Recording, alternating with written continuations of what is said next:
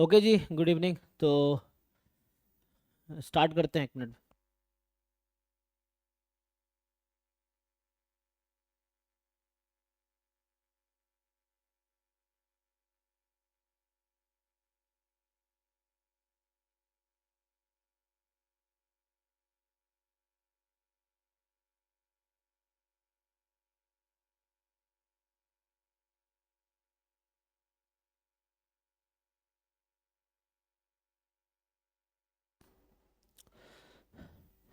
सो अभी इसमें कुछ बच्चे ना न्यू भी होंगे, तो उनके लिए मैं अभी जैसे अभी तक जो क्लासेस हुई हैं, क्योंकि ये बैच एक बैच हमने जनवरी में स्टार्ट किया था, तब से ये चल रहा है।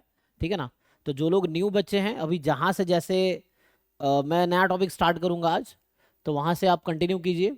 एंड जो टॉपिक आपके रह जाएंगे लाइव में, जो रिकॉर्डिंग में सब मिलेगा ही। जो टॉपिक आपका, जैसे मैं ये बता देता हूँ।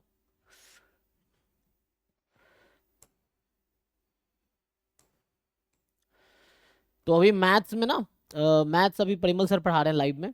तो उसमें एक्चुअली ये वाला पार्ट कंप्लीट हो गया है, ठीक है। और ये अभी चल रहा है, तो अभी जहाँ से चल रहा है वहाँ से आप कंटिन्यू कीजिए। स्टैट्स में अभी मैंने कुछ ही क्लासेस ली थी लास्ट मंथ। और अभी भी थोड़ा मेरा वो भी खड़गपुर का वो मतलब डिग्री का प्रोसीजर चल रहा है, अभी कॉन्वोकेशन है। तो मुझे कल भी फिर जाना पड़ेगा, तो आज और कल मैं क्लास लूँगा। फिर सैटरडे परिमल सर लेंगे क्लास। तो मुझे फिर तो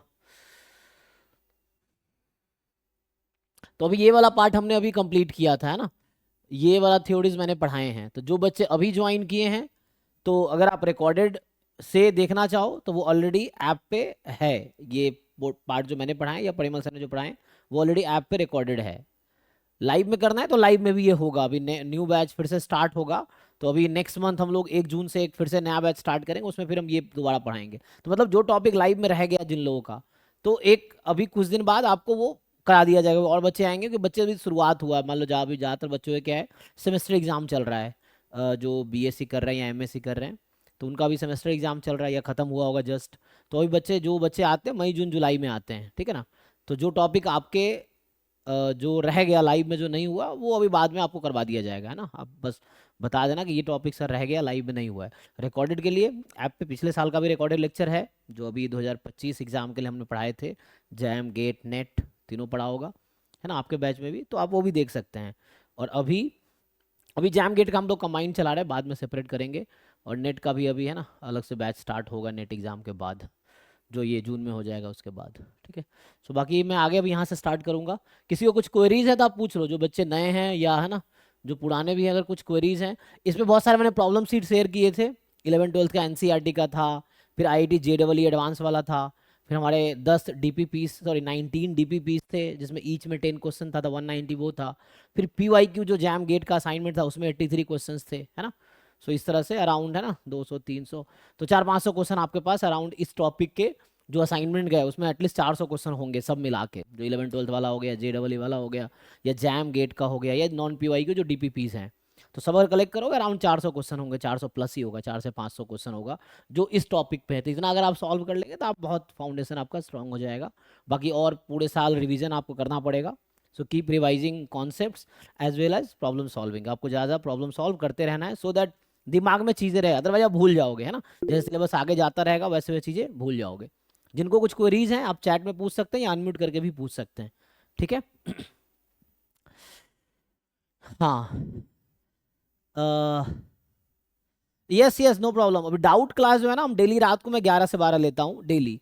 तो जैसे आज भी 11 से 12, तो आपके क्लास में लिंक आएगा, अब जो जिस व्हाट्सएप ग्रुप में आप होंगे, तो उसमें आपको लिंक आएगा डाउट क्लास का, ठीक है।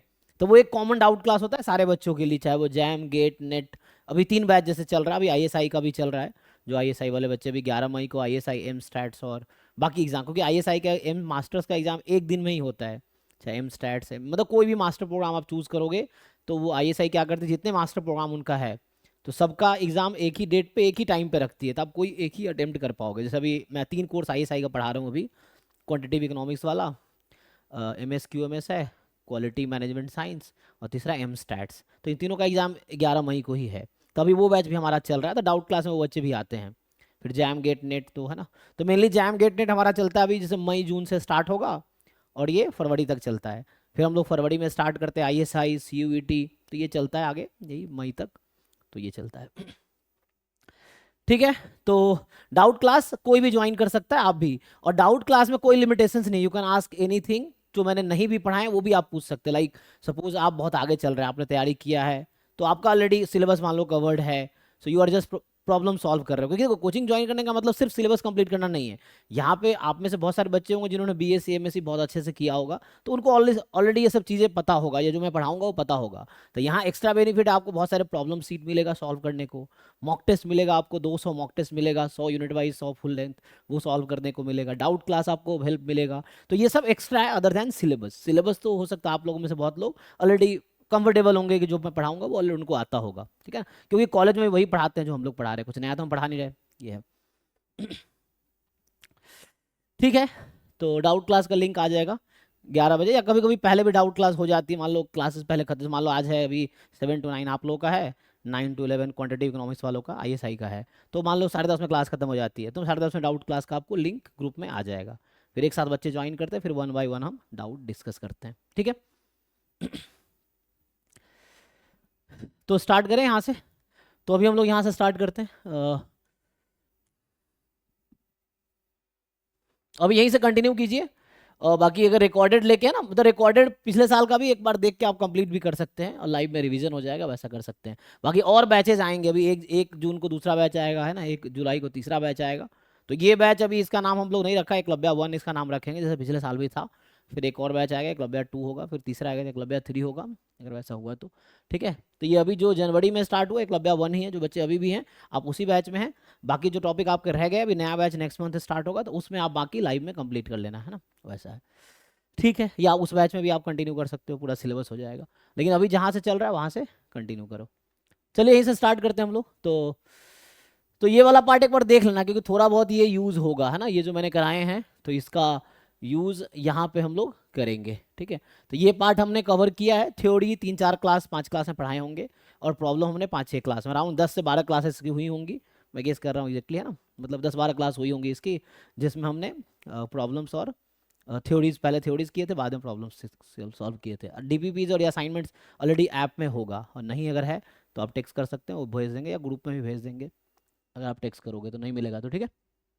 लेकिन फिर से मैं कह रहा हूँ, अभी ये कॉलेज जैसा नहीं है, जैसे कॉलेज में आप पढ़ते हैं वैसे यहाँ पे नहीं है। यहाँ पे आपको ज़्यादा ज़्यादा प्रॉब्लम सॉल्व करना होगा, तो जितने ज़्यादा क्वेश्चन सॉल्व करोगे उतनी आपकी क्लैरिटी बढ़ेगी, क्योंकि यहाँ इंपॉर्टेंट है आंसर निकालना, और सही आंसर निकालना। क्योंकि यहाँ आपको ये नहीं देख रहे कि आपने लिखा क्या है, पार्शियल मार्किंग तो है नहीं एंट्रेंस में, जैम गेट या नेट, है ना, ये चीज़ है। तो यहाँ पार्शियल मार्किंग नहीं है, तो आपको सही आंसर निकाल पाओगे तो मार्क्स मिलेगा, नहीं निकाल पाओगे मार्क्स नहीं मिलेगा।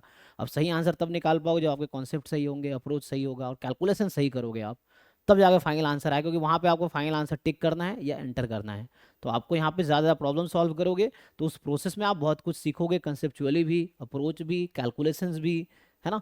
फिर आपको कुछ शॉर्ट ट्रिक भी समझ आएगा, तो ये सब प्रोसेस में समझ आएगा। उसके लिए आपको ज़्यादा क्वेश्चन सॉल्व करना होगा। जैसे कॉलेज में है कि नहीं, 4 दिन पहले उठाते हैं थ्योरीज, रट्टा मारते हैं, थ्योरम का प्रूफ और लिख देते हैं, तो वैसे यहाँ नहीं चलेगा। ठीक है, तो आपको उसके लिए प्रॉब्लम सॉल्व करना होगा, तभी आप अच्छा परफॉर्म कर पाओगे।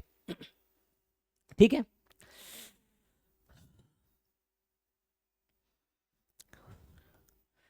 तो यहीं से स्टार्ट करते हैं। रैंडम वेरिएबल क्या है, डेफिनेशन से।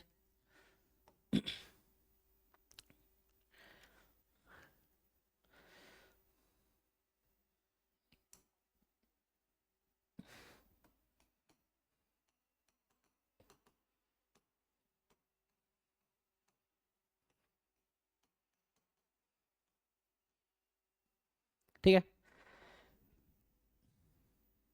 So definition of random variable,